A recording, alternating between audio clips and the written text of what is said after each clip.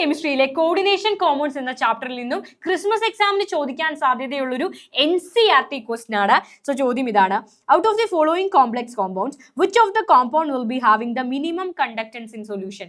ഇതിൽ ഏത് കോമ്പൗണ്ടിനാണ് minimum conductance ഉള്ളതെന്നാണ് ചോദ്യം. അപ്പൊ നമ്മൾ ഈ കോംപ്ലക്സിനെ എടുത്ത് വെള്ളത്തിലിടുമ്പോൾ ഏറ്റവും കൂടുതൽ അയോണുകൾ എവിടെ ഉണ്ടാകുന്നത് നോക്കുക, അയാൾക്കായിരിക്കും ഏറ്റവും കൂടുതൽ കണ്ടക്ടൻസ്. അപ്പൊ മിനിമം കണ്ടക്ടൻസ് അറിയണമെങ്കിൽ മിനിമം അയോൺസ് എവിടെയാണ് ഉണ്ടാകുന്നത് നോക്കിയാൽ മതി. യെസ്, നമുക്ക് ആദ്യം മൂന്നാമത്തെ കോംപ്ലക്സ് ഒന്ന് നോക്കാം. മക്കളെ, ഇതാണ് നമ്മുടെ കോർഡിനേഷൻ സ്പിയർ. ഇതിന്റെ പ്രത്യേകത എന്താ?